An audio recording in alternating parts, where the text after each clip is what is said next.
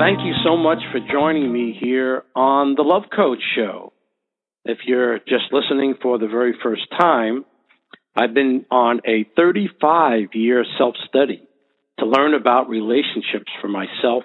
I heard that I could open up a room and share what I'd already heard from my 15-year study at the time, and that's exactly what I did. I got in that room, opened up a room called Relationship Coaching, and helped over the next 10 years thousands and thousands of people. They learned a lot from me, and I learned a lot from them. And I wrote a book about my findings that I learned from them called Body Traders, Transforming Back from Player to Lover. And Body Traders talks about some issues that have never been written about in books before. So I'm very proud about that. If you want information about Body Traders, you can go to my Facebook page, The Luvcoach, T-H-E, Luvcoach, L-U-V-C-O-A-C-H, and that's at AOL.com, but also The Luvcoach at Facebook. So if you do get on Facebook and you want to learn about my work, just look for The Luvcoach, and you'll be able to find out a lot more about me and the work I'm doing. One of the really exciting things that I'm doing is I'm setting up love adventure tours for the man or woman who has everything but love. They have beautiful homes, beautiful cars, they live in the right places, they have a great job, making a lot of money. They're alone and lonely, and they have no one to share their life with that they can be in love with.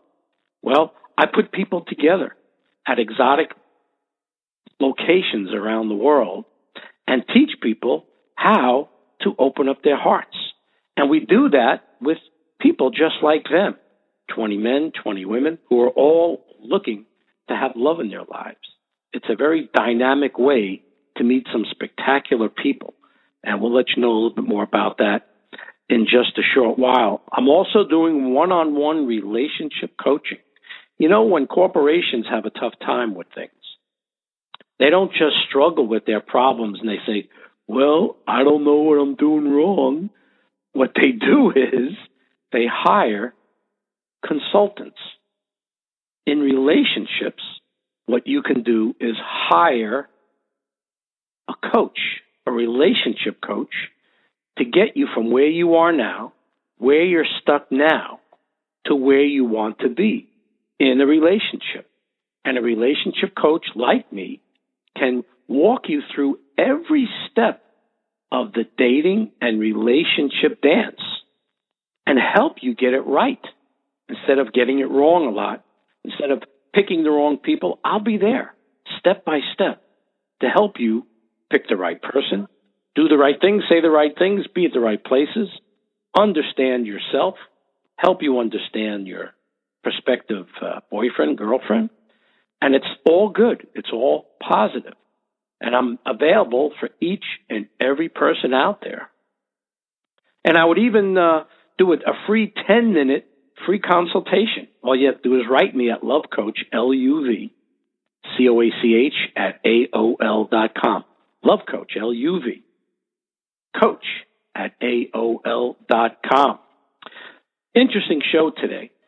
What we're going to do is we're going to talk about overcoming the fear of rejection forever. You know, there's a driving force inside of each and every one of us. People around you can feel that force. People with low or negative energy patterns show signs of things like desperation, anger, dissatisfaction, depression, or frustration. Sending out that kind of energy makes people not want to be around you, do business with you, or have a personal relationship with you if they're a healthy person. The result is rejection. People have this energy because they eventually become resigned to living without hope for future successes, because they become disappointed in themselves the choices they've made, and the results they have previously gotten from life. When we feel poorly about ourselves, we are attracted to negative situations. Those negative situations are also attracted to us. It's the law of attraction, just like a magnet. Feeling like a victim to these predicaments proves to us how wrong or bad we must be.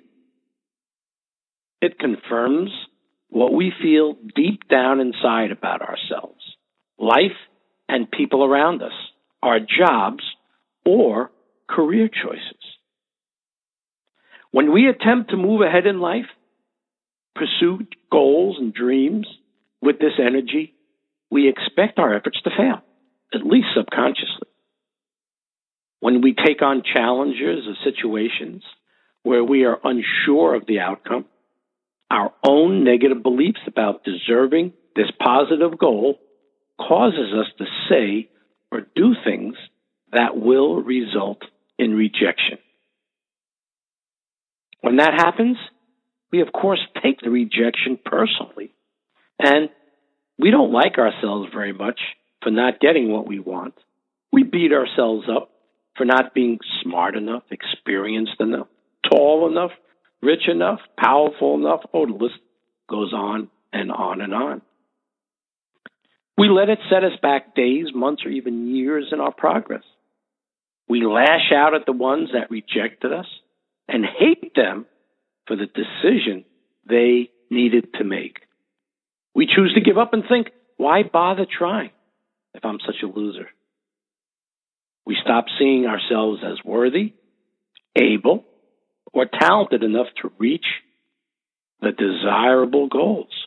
Or, even worse, people turn or look for ways to take themselves out of pain with drugs, alcohol, sex, relationships, gambling, overeating, and the list goes on with other self-destructive activities. I want to give you an example of a conversation that I had with someone who I'll call Hygiene. And she says, I'm really unhappy in my marriage. So this is one of the these are typical of one of the conversations that I had in my room relationship coaching. Just one of the 6,000 conversations that I've had. I'm really unhappy in my marriage. I've been married for over 6 years, and we lived together 5 years before that. I have 2 grown stepdaughters. My parents are adult children of alcoholics. I've had 3 long-term relationships in my life, all with alcoholics. My husband is a dry alcoholic. No alcohol for 5 years next month, but he's extremely abusive, both verbally and mentally, and has a violent temper. He's never hit me, but I'm afraid of him. He doesn't work, and in hindsight, I think I wanted us to be married because then he would treat me with love and respect. Wow. She thought just because they got married that he would magically treat her with love and respect. He occasionally has his endearing moments, but generally I remove myself for him to avoid his meanness.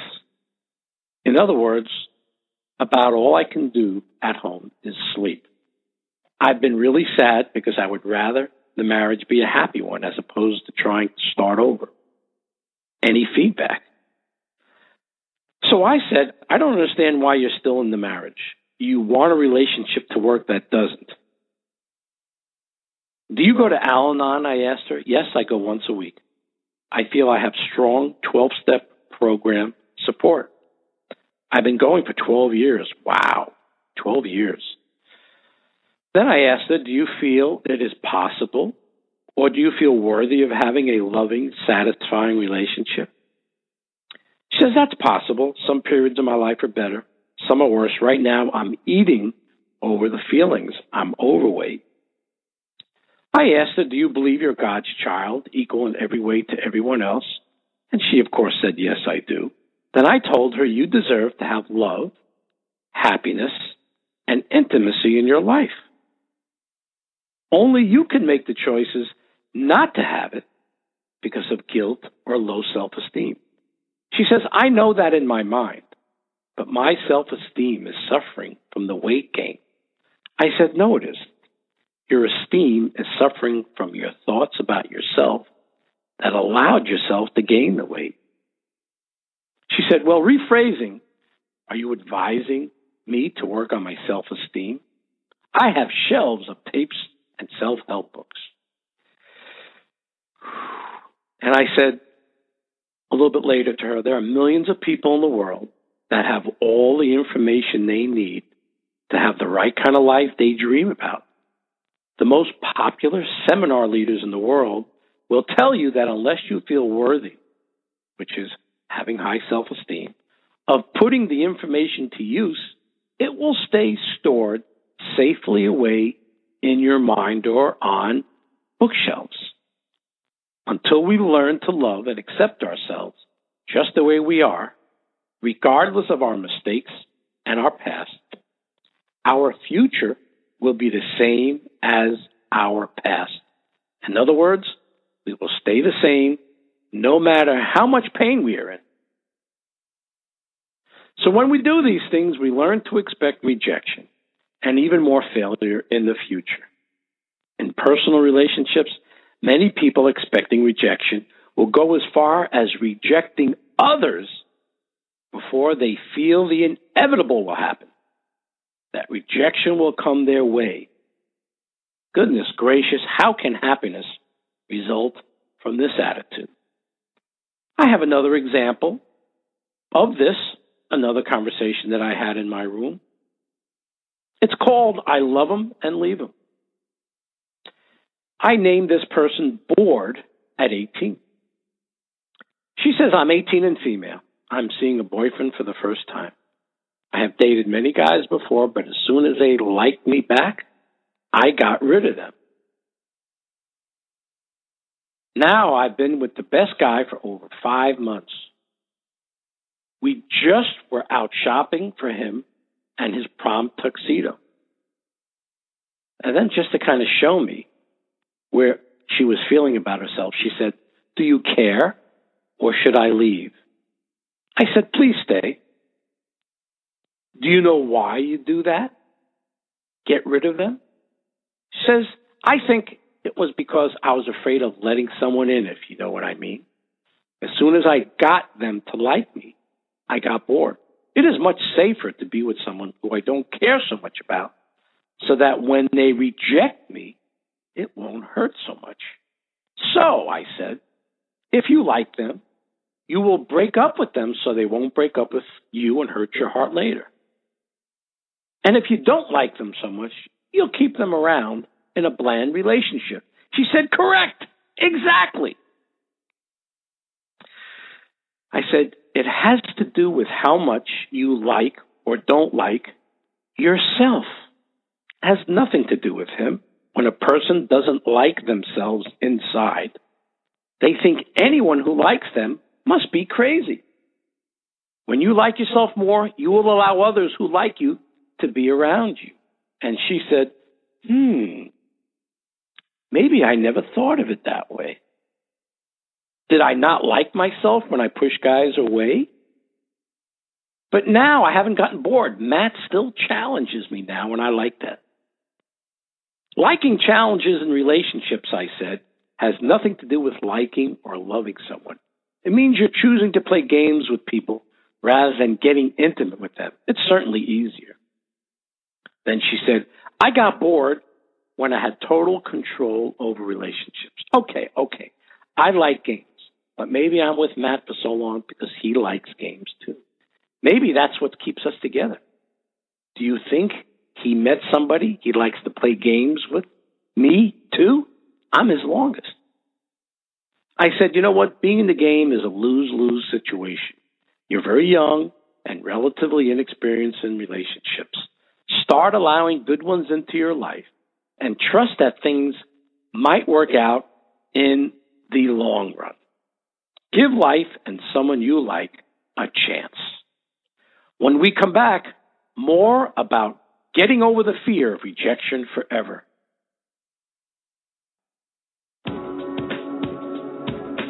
When businesses want short-term answers for problems they have not been able to solve on their own, they bring in knowledgeable, experienced consultants. Why not do the same for your long-term challenges and problems concerning love, sex, dating, and your relationships?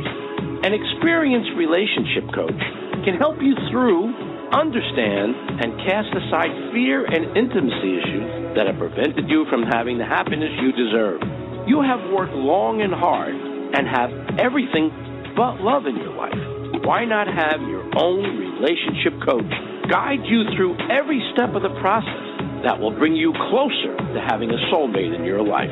Don't wait another minute to let go of destructive, unproductive habits to find love. Mention you heard this on my show and receive a free 10-minute consultation. Contact me at LuvCoach at AOL.com. That's LUVCOACH at AOL.com. Hey, welcome back to the show. Thank you for hanging around. I want to get back to talking about getting over the fear of rejection forever. When we choose negative perceptions of rejection, we launch all future choices and decision-making from this negative, self-defeating starting point. We then accept less in life because of this lesser view of ourselves. We expect more rejection and see future jobs, educations, promotions, or raises not working out. Our body language and facial expressions then reflect that defeatist attitude. Instead of the positive approach to life we may have had at one time, we start to have a drawn, tired, angry, hungry, depressed, and unsure look about us. We lose that ability to attract successful people into our life because successful people want to be around other successful people. No matter what people may have thought previously, loss of confidence comes before we get rejected. It is not a result of rejection. The signposts leading to success or failure along the way. When you are starting a new job, career, project, or any kind of new path in life, there are several signposts along the way that will show you clearly if what you're attempting to do will succeed. Whether the situation is personal or professional in nature, these are just some of the ways others may be able to tell if you're going to work out for them in the future. If you have a general distrust for everyone you know or meet, if your conversation is laden with negative or judgmental words, it shows you have been rejected many times before and have had negative experiences with people in the past. Now, we've all had negative experiences with people in the past, but when you come from negativity, it means that you've had many more negative experiences than positive ones. This mostly happens when you choose to pursue unrealistic goals or the attentions of untrustworthy, unreliable, or dishonest people. It shows you are too needy and desperate for things to work out. And desperation shows others our life is not presently working. When we do these things, we learn to expect rejection and even more failure in the future. In personal relationships, many people expecting rejection will go as far as reject others first, just like the woman did a few minutes ago. How can happiness result from an attitude like this? When we choose these negative perceptions of rejection, we launch all the future choices and decision-making from this negative, self-defeating starting point. So we already talked about this, and we need to go past that, okay? A more positive way to approach what appears like rejection.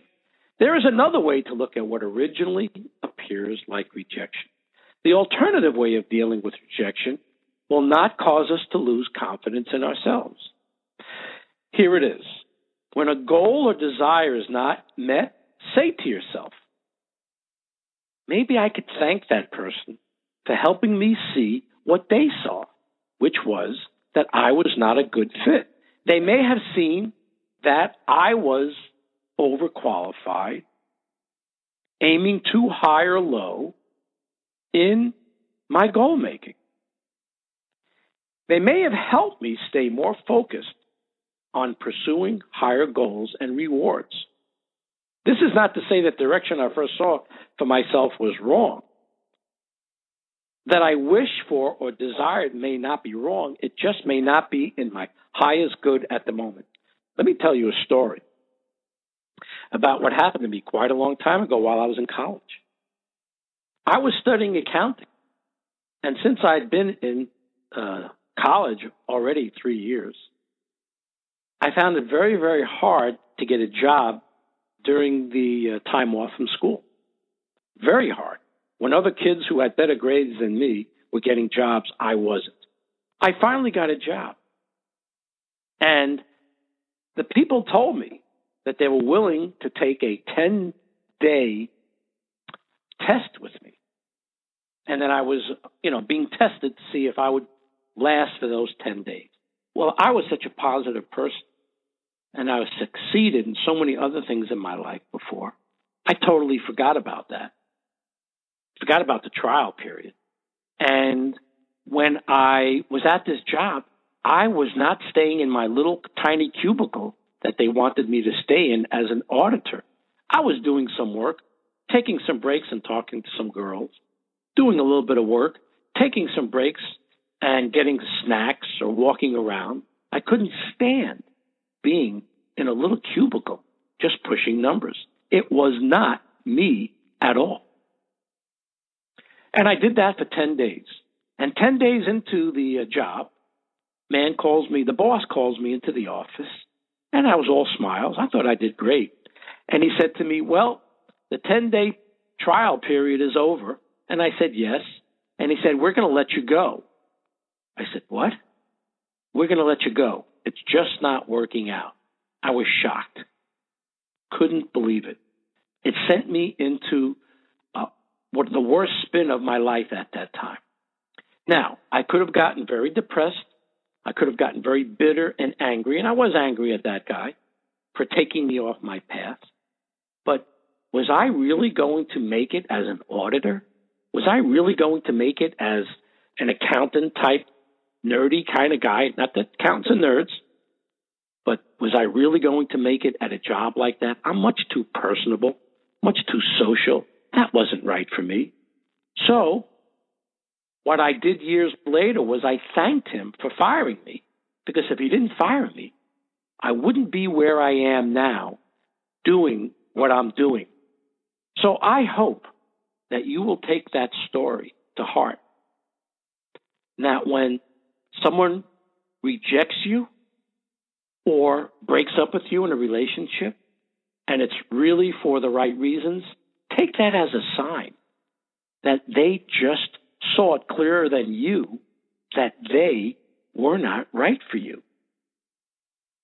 And they knew it, and you didn't. Don't hate them. Don't hold any grudges. Thank them. Because if you thank them, instead of being angry at them or bitter at them, you will have a much better chance of being positive when the next person comes around. I hope you enjoyed this very short and brief discussion about rejection, overcoming the fear of rejection forever. I do seminars and weekends just about this subject. If you'd like more information, contact me at the Luvcoach, Luvcoach, COACH at AOL.com. If you'd like information about Love Adventure Tours or about one-on-one coaching, email me at Luvcoach, Luvcoach at AOL.com. See ya.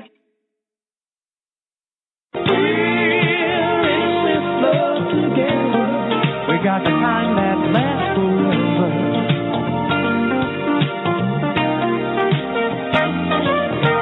We're in this love together,